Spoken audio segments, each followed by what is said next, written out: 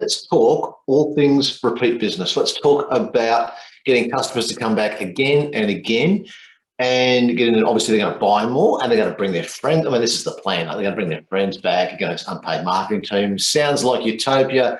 Sounds like something that would never happen even on your best day. Well, I'll tell you what I'm going to do actually is I'm going to, okay, there we go. All right. Now, what we're talking about, of course, is customer loyalty, but it's more than that. It's about building advocates. It's about building people who spread the word for you, an unpaid marketing team, which again sounds fantastic and somewhat unbelievable, but the truth of the matter is that it's a thing. They exist. We've had them in the past with businesses we've owned. We've got them with our business now. I've got a ton of clients who have them. And a lot of what we do comes out of very simple strategies that don't cost a lot of money. A lot of them are simply attitude and process, just the way you do business. Okay, there are some you can spend some money on, knock yourself out, right? Have you sit down with you and go through strategies for your business, something that will work for you. That and my contact details, as always, are at the end of the slides. So you're going to have to sit through the whole presentation before we get to that. No fast forwarding unless you've got the recording.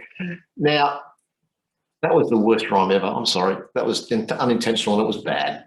Now, anyway, let's dive into this. Customer loyalty, it's fun. And when it works, when it pays off, wow, the emotion that is associated with it is just awesome. It is really cool when somebody walks in the door and says, hey, Pete sent me down here. Mary said you guys were fantastic and I need you to fix this problem for me. They have walked in the door without you spending a cent on marketing. Not a cent. That is free sales. Pretty cool. Now, this is why, okay? If you want that, you've got to do more. You've got to exceed expectations. You've got to win their hearts, okay? It's all about emotion. Right? Now, I'll talk a little bit about this later, but one thing I hammered yesterday was the data in business, right? Cash flow data and knowing what's happening with your money, right? And to be honest, business is all about the numbers. If you're not making the money, if the numbers don't line up, nothing else matters. But here's a tip for free. If you don't get the emotions right, if you don't engage your clients, if you don't exceed their expectations, if you don't deliver in spades every time, all the data in the world doesn't matter. In fact, you won't have any data. Okay? You won't have a business. It's simply, you'll be like everybody else where you've got a job with a fancy title. All right, so win their hearts, and it's not about the money. All right, like I said, there's a couple of things here where you can spend some cash, knock yourself out. The majority of it is attitude, systems, and process. Right, the way you do business, how you deal with people on a consistent and excellent basis. Right? Simple stuff. Okay. Now you may also be thinking like, here we go. It's just all little things. Well, it's funny, but in business, the little things matter. And these little things that we go through today are lessons that I've learned by trying the really clever stuff that I thought up that didn't work and went back to the simple stuff, and the simple stuff worked because it's simple and it works. Perfect. Right, now, I'll say this again later, but I'll make the point right now, okay? And it needs to be hammered. In fact, Phil DeBella and I had a chat about this the other day, and he even said it without me prompting him. So I make good service, good product. So what? That's the bare minimum. People expect it. People deserve it. You should deliver that anyway. And if you do so, you are no different to your competitors. Nothing changes. What you have to be is excellent. Okay, you have to exceed their expectations, right? Good is a right, a bare minimum. Okay, you've got to aim to go above and beyond all the time consistently. And if you're going to do that, it won't come about through ad hoc improvisation and getting it right this time and not next time. It will come through system and process. Okay.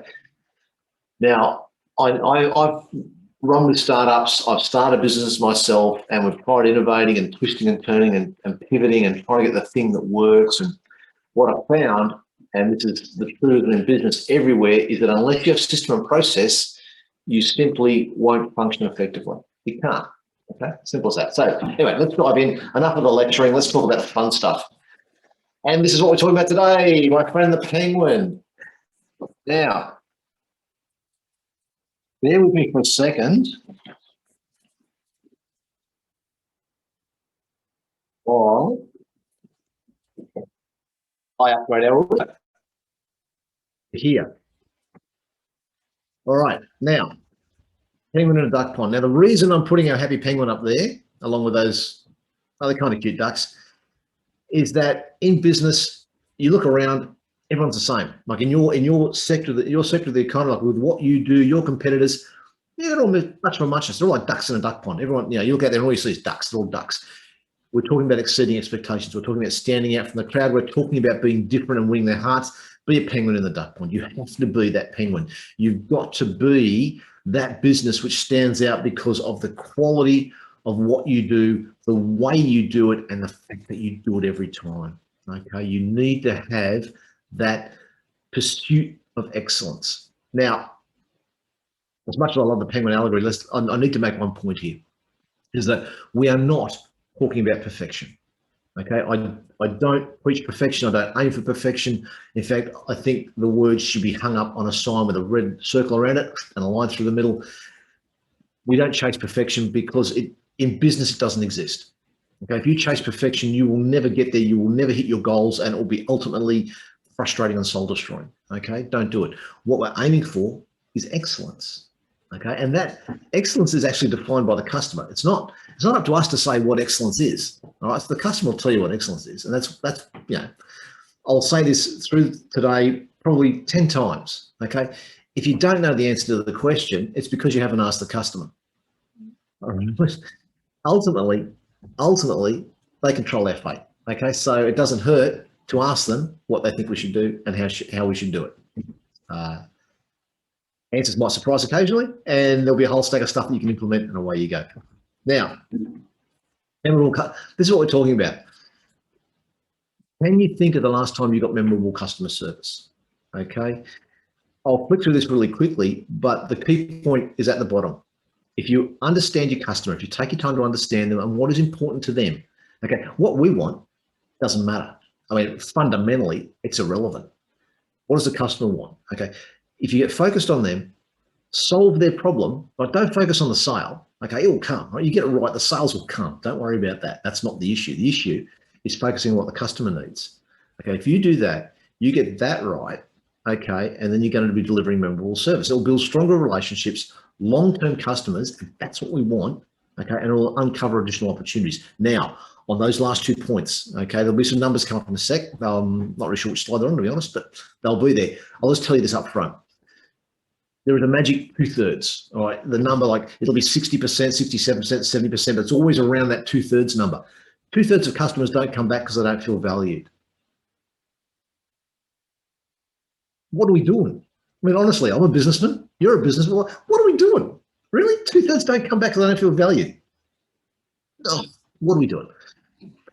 Repeat customers spend 67%, it is the magic 2/3 number, 67% more. Now, there's 2 reasons for that. One is a first-term customer is usually only buying something small. It's often a test purchase.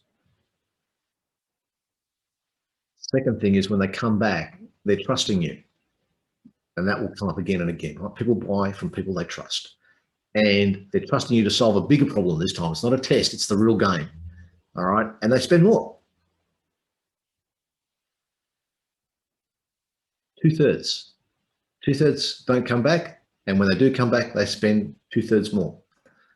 Let's talk about how we get that 2/3 to come back and spend that 2/3 more. All right. Now, why do customers talk about you? Okay. See, like vanilla. I mean, really, it's an ice cream flavor. It's a milkshake, like vanilla. Blech, boring. No offense to vanilla aficionados in the world, but seriously, it's not much of a flavor, really. There's no excitement in vanilla. No excitement in vanilla, okay? You want to provide a customer experience that has them talking, that is extraordinary, that has them talking to their friends and their associates and their business colleagues and saying, hey, listen, I went here, they fixed this problem for me. Wow, they were so good about it. For whatever reason, okay? I actually don't care why they're talking about you if they're talking about you positively. Because what's happened is they've got good things to say about you. You did something really cool, all right? Which you will then repeat because we're going to talk about the systems you're going to put in place to make it repeatable, okay? Cool.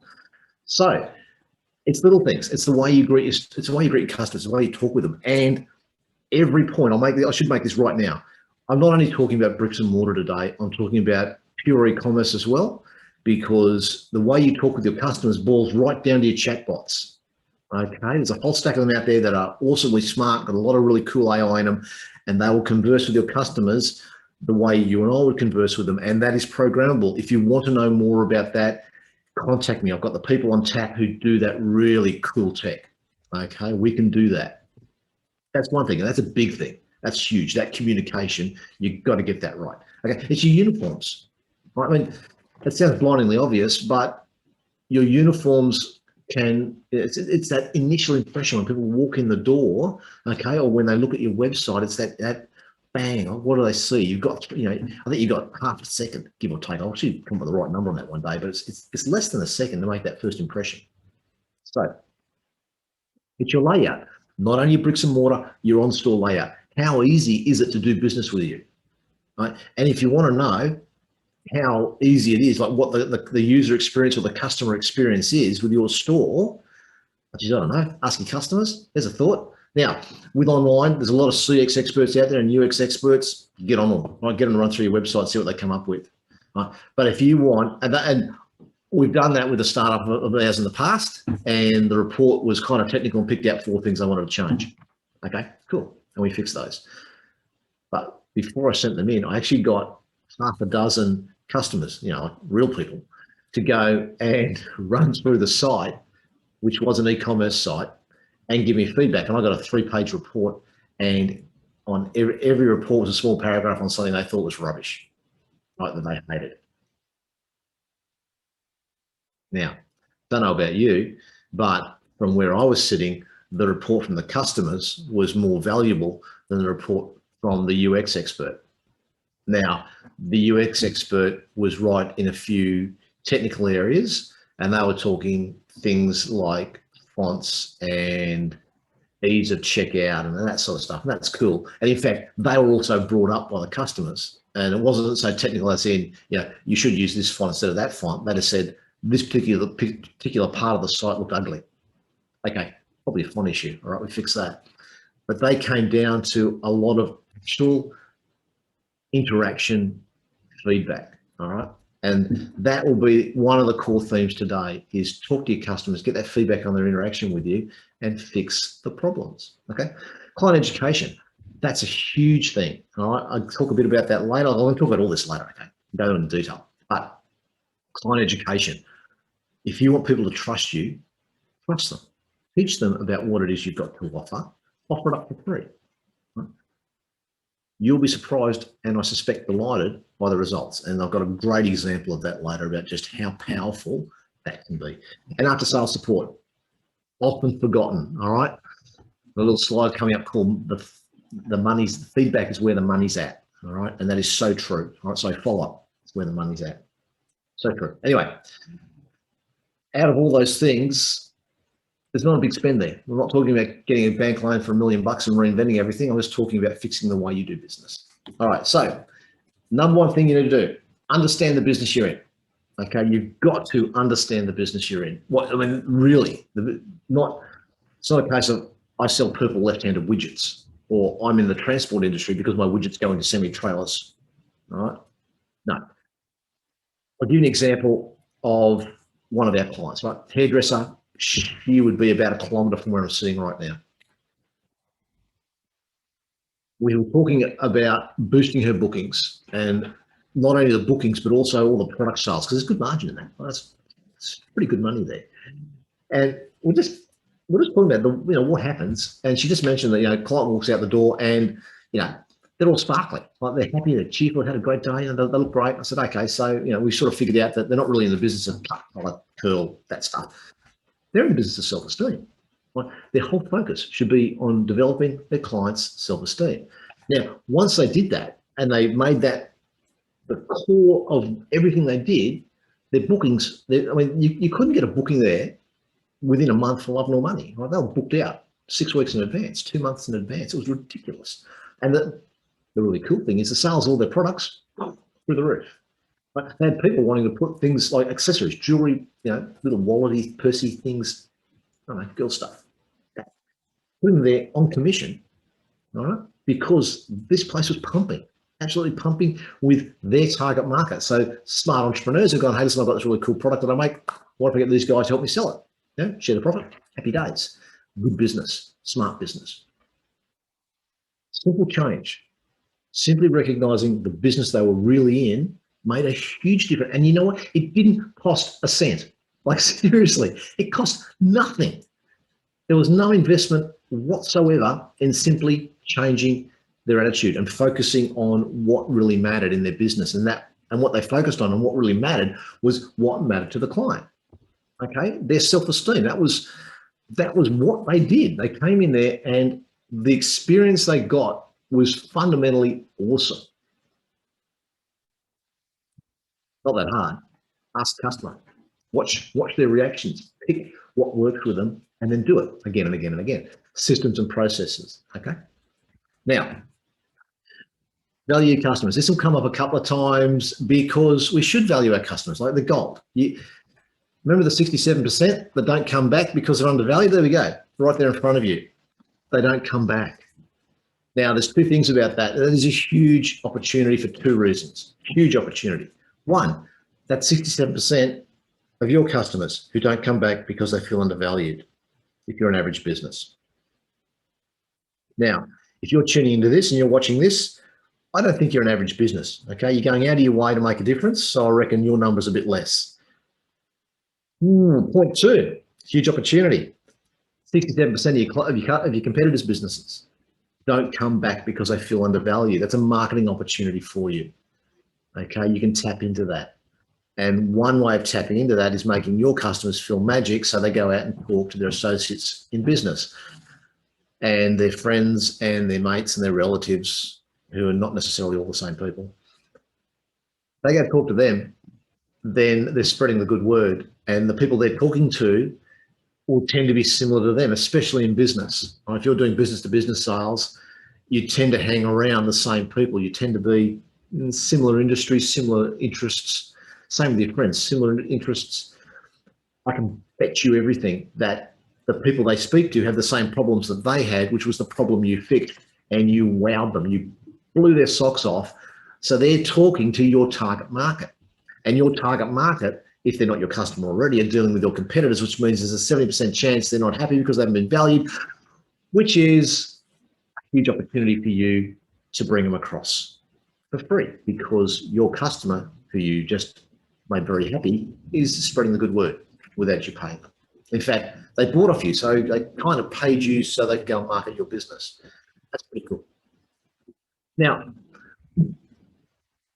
this is a little thing, okay? It's a bit, it doesn't work for everybody. Some people, you're in a fast-moving goods business, you have got a vast client base, it's a transactional type business, you don't have the opportunity to diarise and follow up with people. But if you're dealing in high value, low frequency purchase, that sort of business, touch base with your clients every now and then, let them know you're thinking about them, just see how they're going.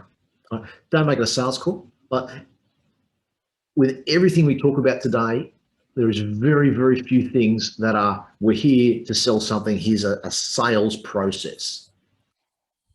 Because you can do exactly the same with less downside by simply taking an education or a touching base or evaluating your customer approach, which is what we're talking about here, okay?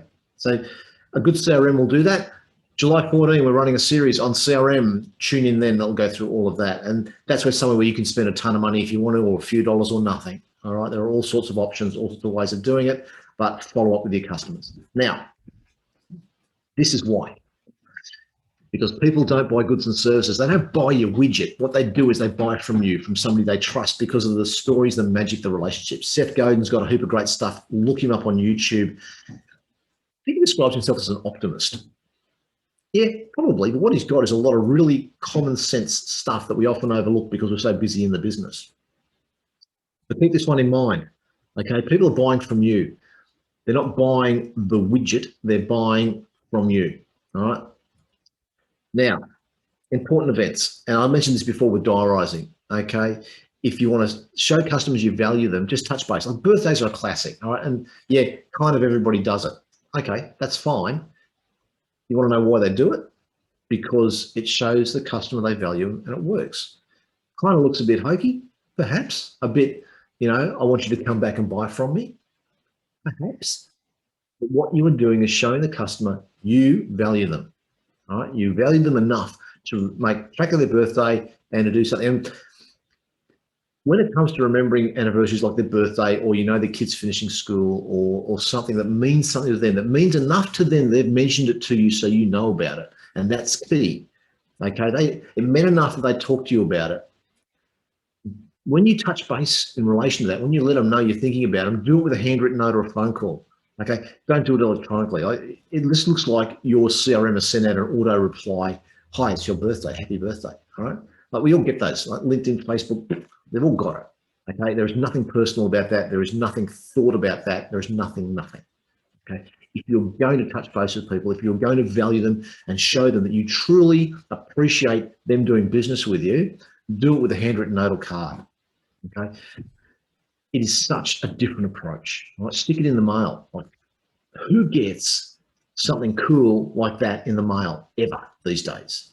Like, seriously, I get a handwritten card a couple of times a year from some relatives, all right, in relation to, it's like an Easter update thing they do on a Christmas thing, blah, blah, blah. Okay, it's red. Everything else is either bills, cool, get those electronically anyway, chuck them in the bin, or I'm getting a letter handwritten from a real estate agent, all right, which is basically mass produced with a printed signature. Okay, it's about as personal as a McDonald's burger. Like, just, what are you doing, guys? You're not going to win hearts with that. Okay? Make it personal when you touch base, and you'll win their hearts because you've made the effort. You've shown them you value them, and you've done it in a way where there is no guesswork.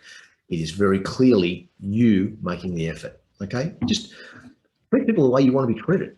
It's simple stuff.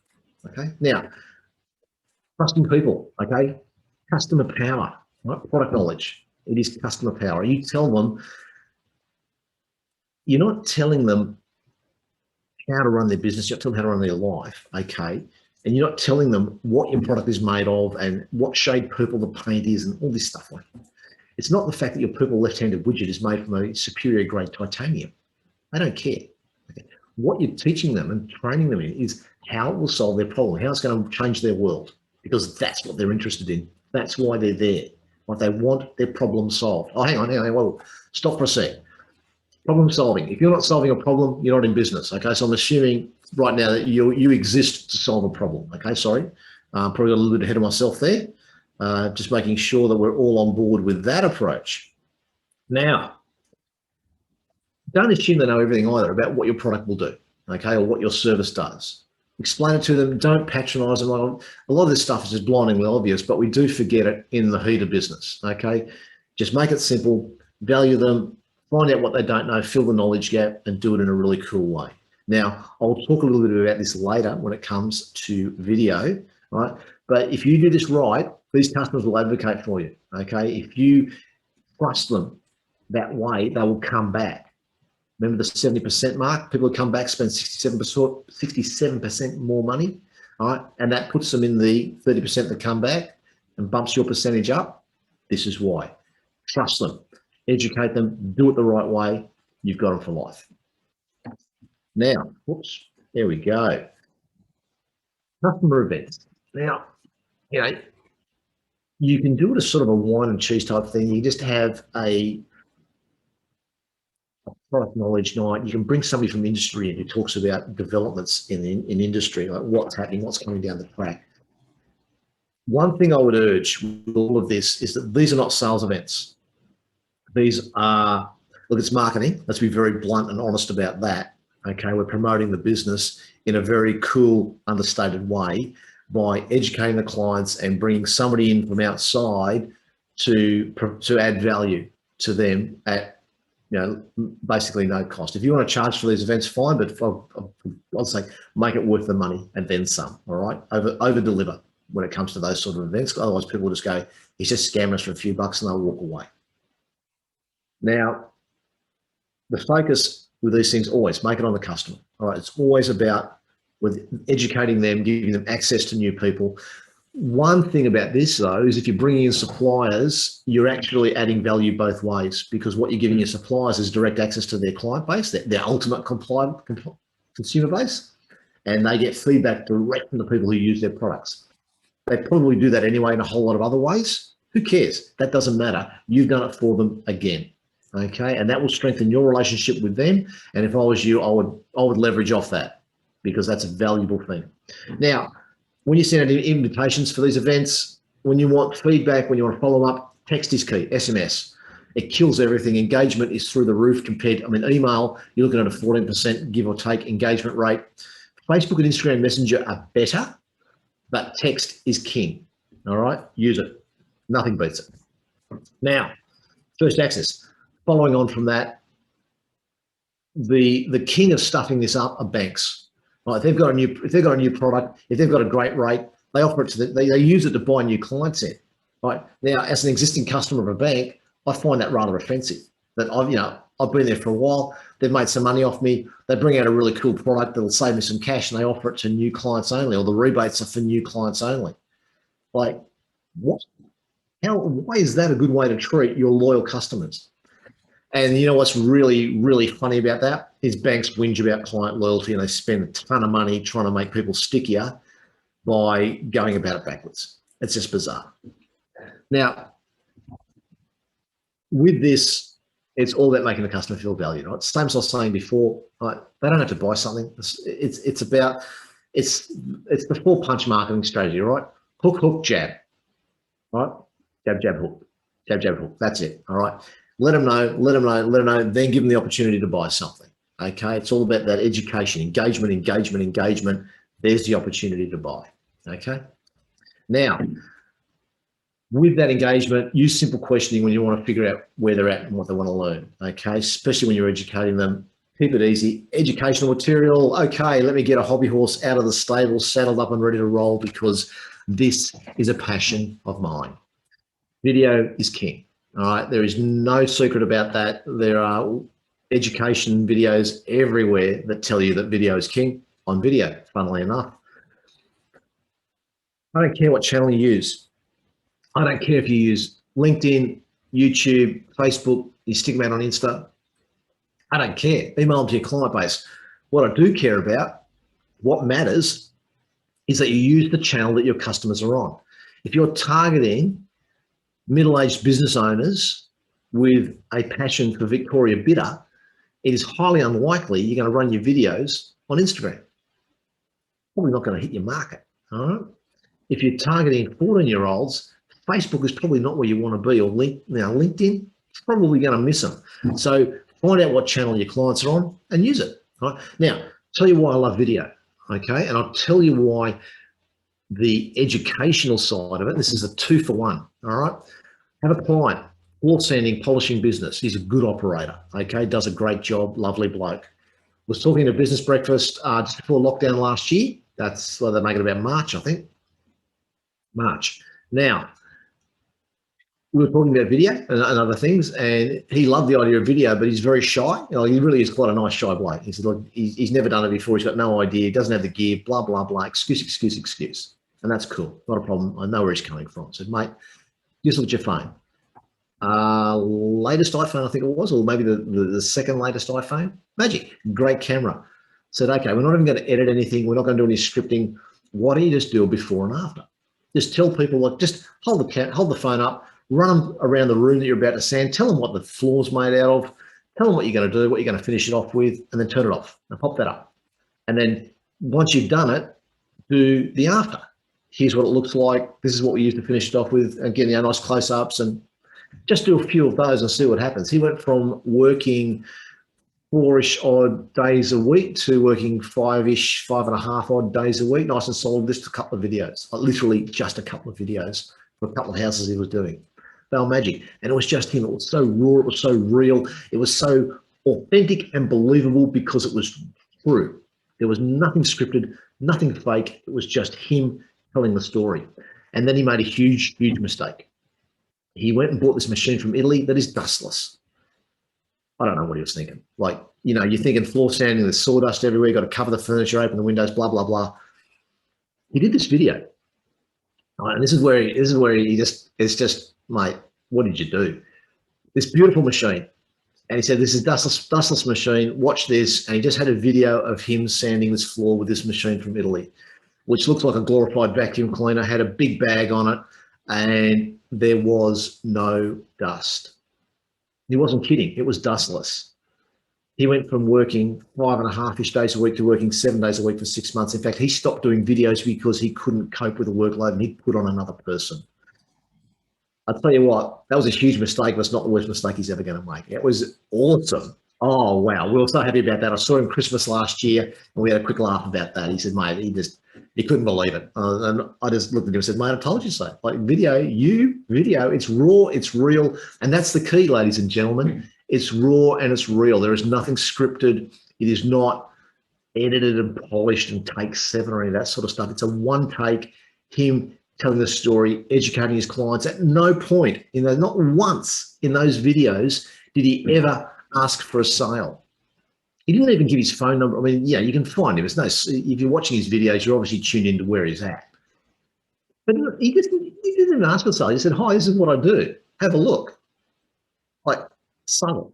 Like, it's just so effective, so effective. Think about that in your business, because you do that and clearly you're doing it with a client's permission. So the videos have credibility, right? What you're doing is believable because people look at it and go, oh, it's real.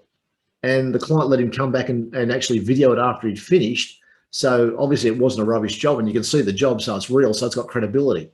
And that's what third-party reviews are all about. We'll talk about reviews in a second. It's about credibility. So educational material, coming right back to topic here. Got a bit excited there, sorry. Educational material, video is king. It kills everything, right? And it's about making it simple, making it raw. Don't polish it up, right? Simply tell your story. Let people know what it is, what you do, and why you are good at it. And that will lead them to you. It works every time. This is key. Remember I said at the beginning, if you're not solving a problem, you've got a glorified job. Okay, if you're in business, you're in business to solve a problem. So solve it. Like really, that's what you're there for. Don't sell people, solve their problem. Nobody likes being sold to. We hate it. Okay, it really does.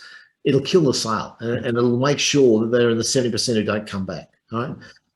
Don't pinstripe it. Don't add a set of steak knives. Just solve the problem with the right solution. Okay.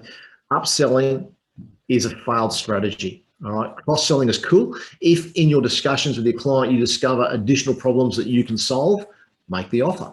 Right. That's fine. Nothing wrong with that. You're showing the customer you value them by offering to fix other problems for them. All right. But the whole upsell, like, yes, you got that one, but you really need air conditioning, pinstriping, and a set of flash wheels. Really? Unless you're solving a problem, don't do it. All right. Because it's not about making an extra $5 today. It's about long-term value, getting them to go out and talk about how great the experience was with you because all you did was fix the problem instead of trying to get every last dollar out of their wallet. Magic. I mean, it's simple stuff. It's how we want to be treated, so treat customers that way. All right. Oh, hey, you want them to trust you, you want to build some loyalty, tell them when you can't fix the problem. I'll just be honest about it. Straight up front, bang, outside of what we can do for you, that we can't even jury rig something, but we can possibly fix it here, all right, and find a solution for them, maybe from one of your competitors. Like that'd be kind of sad. But what you've done to the customer is show that you value them and trust them so much, you're happy for them to go to a competitor to fix the problem that you can't fix, rather than give them something which doesn't solve the problem and actually creates more problems for everybody. All right, it's a pretty cool way of building trust.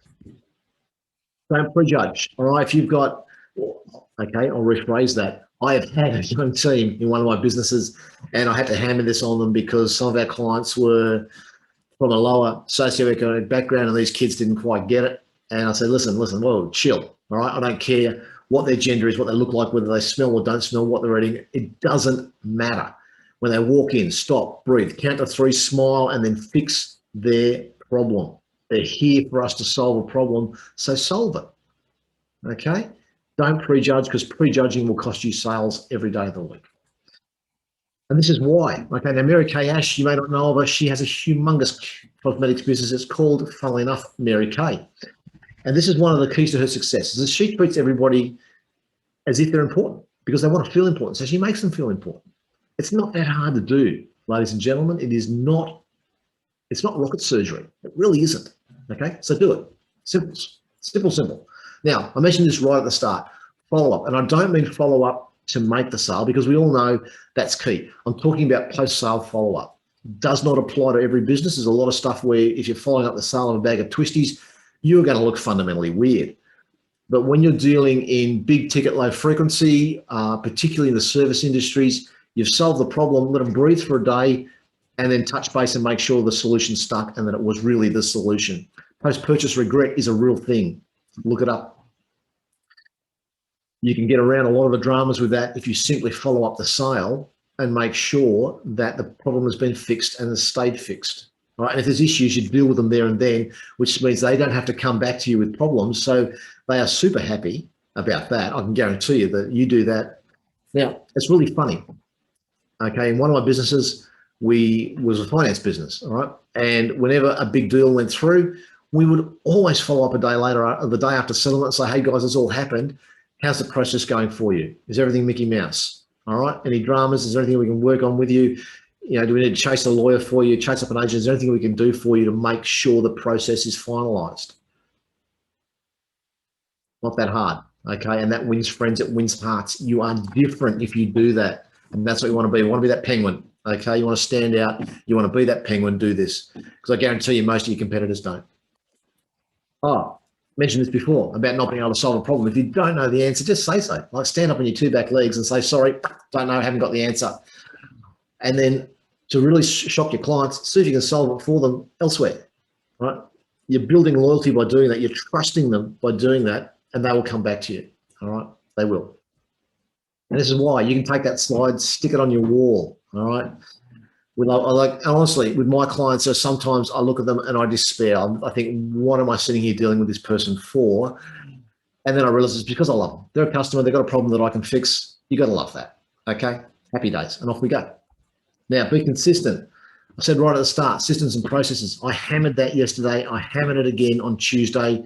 We'll talk about mindset and process.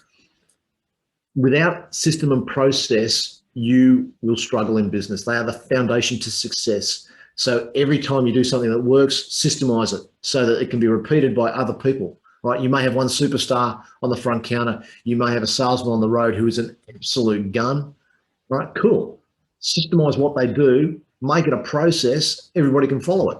Happy days, right? That way you're delivering that consistent, excellent experience. And by consistent, I mean every time, not like, oh yeah, it's Thursday, we'll do it right today. No, every time, every customer, you're exceeding their expectations and they will come back. Emotions matter. Mentioned that at the start as well about the emotions in business, right? The numbers are the numbers, all right? Without numbers, you don't have a business, all right? If you don't get the emotions right, you forget about the numbers. They're going to look pretty ordinary. If you want to know how your customers feel, and if you want to know how they want to feel when they finish dealing with you, whether it's walking out the door or checking out with your cart or simply moving off the site and leaving the cart abandoned, ask them. Do surveys, right? Review them. Right? They will tell you what's going on and then implement the solutions they offer to the extent that they're going to add value to your business and add value to that interaction. Like, so look, we know some of the suggestions are not going to be possible for financial or physical reasons. Okay, that's cool. Explain why, move on. All right, simple, okay? Like it's not an opportunity for a 3-year conversation. You're getting feedback on how we can improve now, all right? And speaking of feedback, this is the topic, okay? Put in place a review system. Actually, I've got an example right now. I got some equipment tagged and tested yesterday for one of our shows we're going to, one of the business expos, and it's kind of weird. It's an extension lead. The council wants them tagged and tested. Okay, fine, no dramas. I'll get it done. Talking to the guy who runs the business, young guy. Right, it was a great interaction. Right, fun to deal with. Smart, knows what he's doing. Got a good business. Not only did I get his invoice pretty much straight away, the receipts. I paid him on the day, so I got a receipt from him. But I got an email from him later, like late last night, just saying, like, hi, can we please just have some feedback on an interaction and a link to the review part of his website. That is cool, but that is smart. Okay, they're asking for the feedback. All right, now that is actually quite rare. I can count on one hand the number of times that I've got that in the last 12 months. Smart business. All right, Trustpilot, Yotpo, they're two businesses that offer those review-seeking approaches. Right, Trustpilot reviews have got some value to them. Yotpo are not just reviews; they're a pure whole e-commerce business, but they are driving reviews to the customer saying, engage with the client. This is what we want. Can you talk to us about this? Okay, put them in place. Now, Google reviews. That's what I'm saying. Don't rely on Google reviews. They are pervasive, right? They're everywhere. You cannot get away from them. Two things about Google reviews. Implement a system of dealing with them, right? As in you're checking them, just light touch every day, and engage with every review. And it can be a simple, hi, thanks for your review. Appreciate the feedback. Okay. If it's a bad review, two things. One, make sure it's genuine. Okay. If it's a fake review, kill it. There are companies like, if you have trouble with that, there are companies like Removify that deal with Google and likewise businesses, and they will kill that for you. If it's a genuine negative review, engage, acknowledge the issues. If you can fix them, fine. Maybe ask them for solutions if they haven't offered it up in the first blast, and then disengage. All right, get in there, find out what the problem is, offer to solve it, tell them what you've done to solve it, and then you're out. It is, again, it is not an opportunity to engage in a 3-year online conversation. You don't win. You will never win with that. But you get in, engage, fix the problem, and thank them for the opportunity to fix it, you win. Now, they might not come back, but it will show that you are genuine about solving problems, and you will win with somebody else. Right? You cannot lose taking that approach, okay?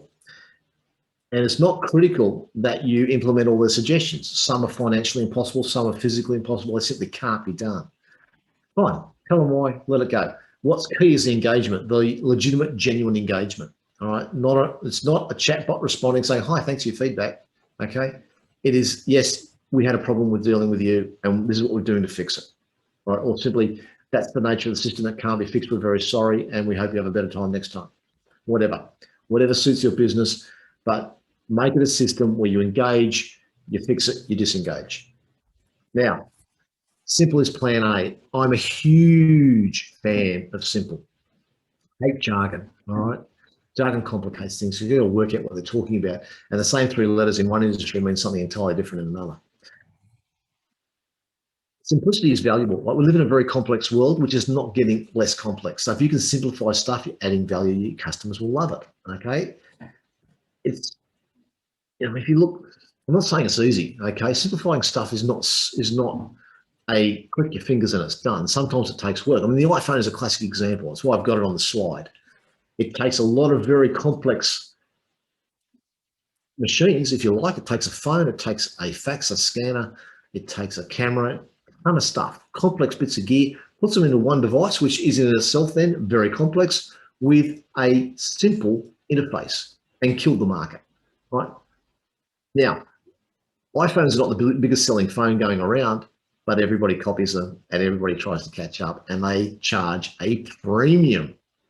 They don't have to be market leaders when they're making so much money. It's a killer, all right? Just make it easy for the customer. It can be taking out jargon. It can be making your written material easy to understand. It can be putting stuff in, okay? You don't have to take it out and strip it back to make it simple. Sometimes you've got to add stuff in so the customer understands what's going on. Okay, classic example, my studio lights here, right? Turn up a nice big box in about 14 pieces, that's cool.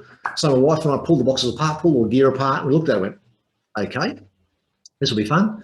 Now, we're not idiots, okay? In fact, I'm not an idiot. My wife's a bit smarter than I am, for sure. We've put stuff together, a lot of electronic stuff, mechanical stuff, like no dramas. We've looked at this and gone, oh, okay, where's the instructions? Okay, so like IKEA a little bit, pull it out. Seriously, it was a piece of paper, smaller than my phone, with 3 panels on each side, with a few dodgy pictures and a couple of words. The pictures did not look like the parts in the box, and the words made no sense. It took us 15 minutes to put together 2 lights that should have taken us 2 minutes if the instructions were clear. Ridiculous. Take some time, make sure your instructions are simple, all right? Oh, if you get stuck, ask your customers. They will tell you how to simplify stuff. Now, know when to stop talking. This is a classic problem of mine as I check my watch to make sure I'm not running over time. Guys, it's the 70% rule. Again, there's that magic 70%, almost 2/3. You should listen for 70%, talk for 30, and make sure your 30% talking is not the first 30%. Okay, a little bit, ask some questions, open-ended questions like what, where, how, tell me about. Find out what the problem is, and then, well, ask what the problem is, and then shut up, and they'll tell you what the problem is. Once you've done that, come back to them. Make sure they understand that you understand. All right. Paraphrase what they've said to you. I've got a slide on this, but simple. Right? Once they know that you know, fix the problem. It's easy. Okay. Right? It's like my parents told me again and again and again when I was a kid. Like, just zip it, mate. One mouth, two ears. Use them in that proportion. All right. I've taught people in and out of sales more than once. Okay. So just stop. Okay. A little bit of talk. Let the client tell their story. Let them tell you what the problem is, and then fix it. Complaints. Now, we spoke about a review system earlier, okay, and that is where you are going to get the vast majority of your complaints, because only 4% of people in Australia will complain to your face. And when they do that, trust me, they are well outside their comfort zone. There's the odd Karen out there, okay, they enjoy the face-to-face interchange, but not, the vast majority of that 4%, they are outside their comfort zone. It's a huge opportunity. They're making an effort to complain to your face, all right? With those people, okay, keep it simple. Ask them what they think the solution is, right? Get some feedback from them, all right? And then listen to what they got to say. Right?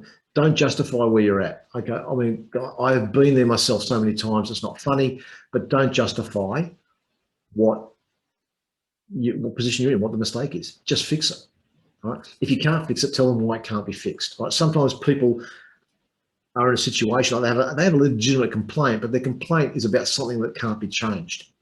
Okay, fine. That is what it is. There's nothing you can do about that. Explain why, and then disengage politely. Right? Kick them to the curb is probably not the approach you want to take, but that's the end of the interchange, right? Again, it's not. You don't want to sit there for a week talking about the same thing that can't be fixed. Right? That doesn't add value to anybody. Right? Don't do it. Now, one thing about that. Empower your team. I did this with my young team that I had a few years ago. I would get probably 3 problems a day on my desk. Right now, they weren't necessarily complaints; they were issues. There was the odd complaint, okay? No mistake. There was the odd complaint. We weren't perfect, but a lot of them were just problems to fix. And I'm looking at them, and I had other things to do, and all of these were kind of simplish sort of stuff. I thought, well, this is ridiculous. So I just went to my team and said, here's the sandbox you can play within. Right? When it comes to fixing problems and solving complaints and all that really cool stuff, here's what you can do, okay? You can spend X dollars on fixing this stuff in terms of the cost to us of refunds and changing stuff, right? This is your discretion. You can do all this really cool stuff. Outside of that box, absolutely, you come to me on my 2IC, all right? But I do not want to see you for all this little stuff. That's ridiculous. You're smart. You can cope with it. You know what you're doing. You've got the power now. Go for it. 2 things happen. One, obviously, my inbox got a lot smaller because I didn't have any, because I was solving them at the counter. Like 98% of them were solved at the counter. Beautiful. Made my day so much better. Secondly, and this is the really important bit, we had happy clients and happy staff. Happy clients because they walked in with an issue or a problem or something they needed fixing, and it got fixed at the counter on the spot. None of this, I've got to see the manager or wait till the boss is free, blah, blah. No, they got fixed at the counter. How good is that? And the staff were much happier because they could actually fix stuff instead of having to run to me or the offsider all the time to fix little things that they knew they could fix. So everybody was happier, which, and I'll get to this in a second, made the business that much better. So complaints, they are an opportunity, not a problem. Utilize them. Okay, spoke about this earlier, about giving customers feedback to make sure that they know that you understand. It is a way you can show them you value them, just instead of just rolling over the top. Okay, I'm not going to spend any time on that. This is important. Okay, your product is a service, simply a means to an end. Okay, whatever you do, it is simply a means to an end. The customer doesn't care about your left-handed purple widget. Like, they really don't give a rip. What they care about is what the widget will do for them, how it'll change their world. Keep that in mind at all times. They don't care about what you do or what you sell. What they care about is how it solves their problem. So when it comes to all your interactions with them, that's what we focus on. Show them you value them by focusing on that, not about the beauty of the purple paint. Right? Again, we mentioned this a bit earlier with your client education nights. Explain to them why you're unique, why they want to do business with you, why you are the best in game. It's a huge opportunity, all right, to really give your clients knowledge and show them that you trust them. Because funnily enough, people do business with people they trust. And this is one way You can show you trust them, which will come back to you, because if you're going to trust them, they're probably going to trust you and they'll do business with you. Happy days. That's the 70% coming back to you that you otherwise would have lost because they didn't feel valued. All right. It's inclusiveness, and it's giving them stories to share. Okay. Which makes them a customer advocate, which is the whole point of today, because they then form your 3 marketing team, which is what we want. Okay. Now, speaking about happy customers, which I mentioned before, humor. Now, it doesn't work for everybody, and it's certainly not appropriate in every circumstance, but bring humor into the business. It breaks the ice. It gives them a story to share, even if they are one of my terrible dad jokes, of which I have about 705,000 of them and growing. All right. It just opens people up a little bit. Okay. Well, we don't live in a terribly fun world most of the time. A little bit of humor goes a long way. All right. So try that. It's all about.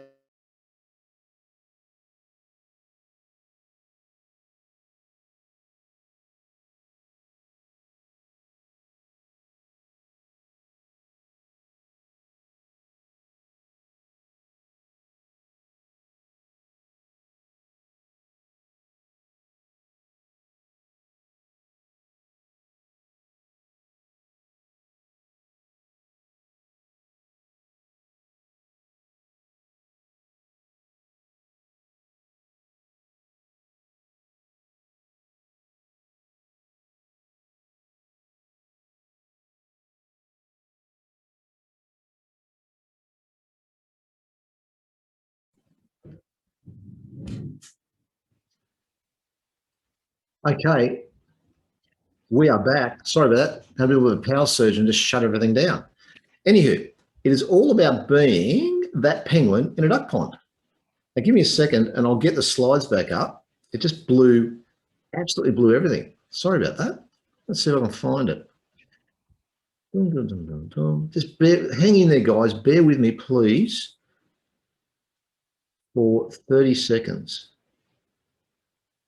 And I'll run this webinar over a little bit to make sure that we don't miss out on the content.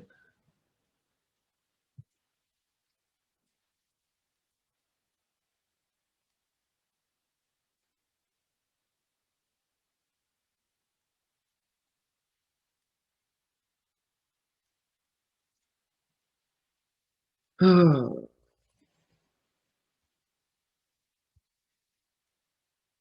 there we go. We're back. Happy days. Sorry about that.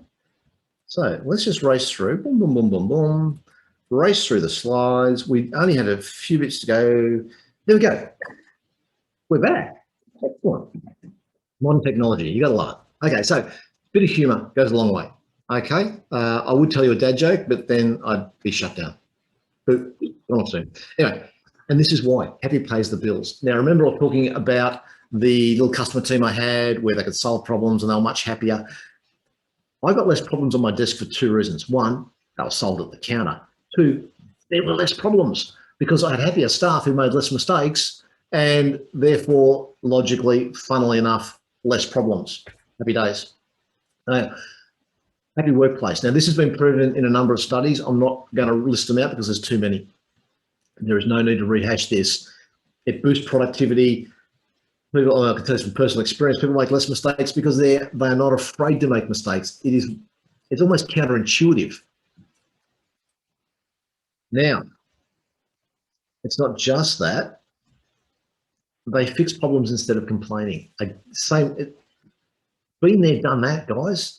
Empower the staff, problem solved, right? They make better decisions. They're healthier. They don't take sickies, right? Because there's no drama being at work. They learn faster, etc., etc., etc. It is the cheapest business improvement strategy you will ever implement, ever. It costs you nothing. Have a happy workplace and you will benefit. The ROI is ridiculous, right? So just do it. Right? I'm not going to say anything else. Just do it. Make it happy. Now, be genuine, be yourself. In case you haven't figured it out, this is me, okay? I don't have a screen persona. I don't have a business face and a home face. I don't do that, all right? And I find that works really well. And the people who I know who are super successful in business, That's them. Like, I know them professionally, I know them personally. It is the same person. Now, there are times when we have to make tough decisions in business, right, which have deep personal impact. I've done it, I've seen people do it. You still do it the same way. Like, you are who you are. Right? The people who struggle are the ones who have a business face and then turn it off and try and go home and be somebody else. It doesn't work. All right.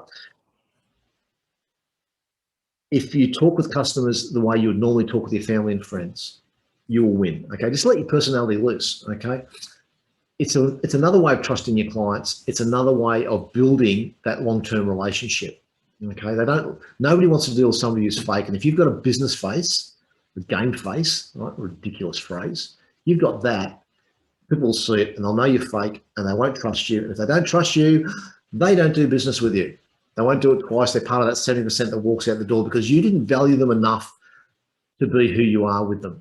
You didn't trust them. You put on a fake face. Don't do it. Hello. This is kind of a funny one, right? In terms of, answering the phone, like, really, the vast majority of interaction these days is not done by phone. It's done by Facebook Messenger and emails and SMS and chatbots. Oh, chatbots. Your chatbot should talk the way you talk. So think about it. Make that interaction something special, right? This wasn't something I told my staff in a couple of the businesses I've had. When you answer the phone, focus, smile, and then answer it in a memorable way. And I don't mean be an absolute smarty, don't say something stupid, but don't be boring, corporate, cliched. Make it something a little sparkly, okay? Something the client remembers. Bring some humor into it if you dare. Have a crack, okay?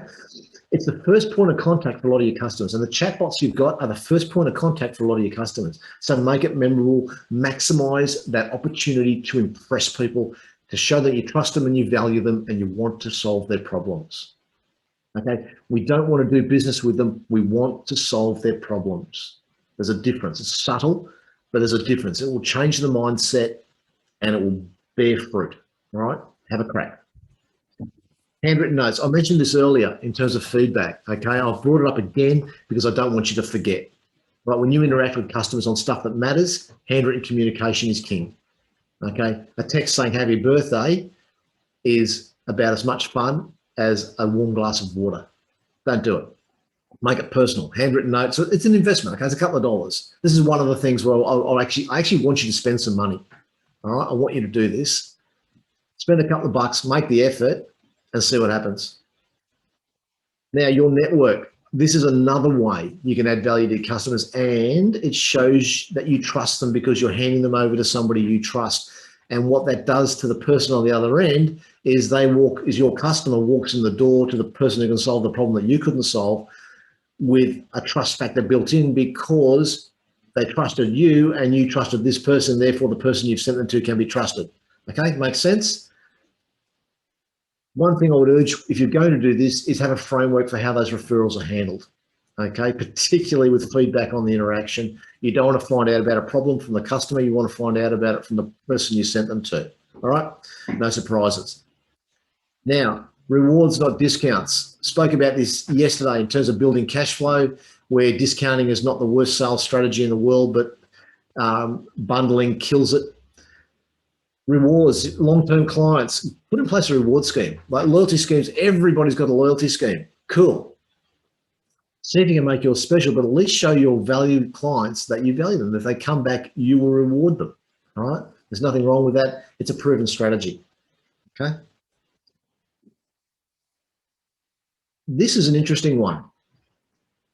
Again, something I spoke about yesterday in terms of avoid the path to being a commodity where you're competing on price every day of the week.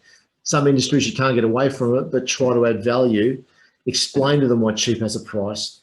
Explain to them why they're paying what they're paying for your services, all right? Don't build your business around customers whose sole focus is price, okay? It's a mistake. You can't build long-term value. Now, don't forget to be the industry expert. If you build your website as the go-to website, okay? Share your knowledge, show your customers you trust them by telling them everything that's going on, okay? If you do that, you're going to demonstrate your expertise, and you're going to build that long-term trust, because people do business with people they trust. It really is the key to everything you do. Now, I said this at the start, okay? I'm not pretending this is easy. Okay, it's tough to change habits. But if you focus on what your business is really about what your brand is, about what you stand for, about what you deliver, if you make that the framework for everything you do, then implementing these changes will be that much easier, because you've got this focus. This is why we're in business, which is why we're doing what we're doing. This is what we do. This is what we stand for. This is why we're in business, which is why we're making this change. This is why we're in business, which is why we're doing this, right? You make it the focus, you do it again and again, and it'll be easier to implement and make those changes sticky. Now, there's my contact details. Thank you very much for hanging in there with me. Appreciate it. You got any questions? You got anything you want me to solve specifically? Send me an email, phone, text. It doesn't matter. I will get straight back to you. Okay, we can work through that. Thanks to Business Station and RDA for bringing this wonderful program. It's pretty cool, actually, what they do for business in Australia. Talk to you soon. Once again, thank you for your time.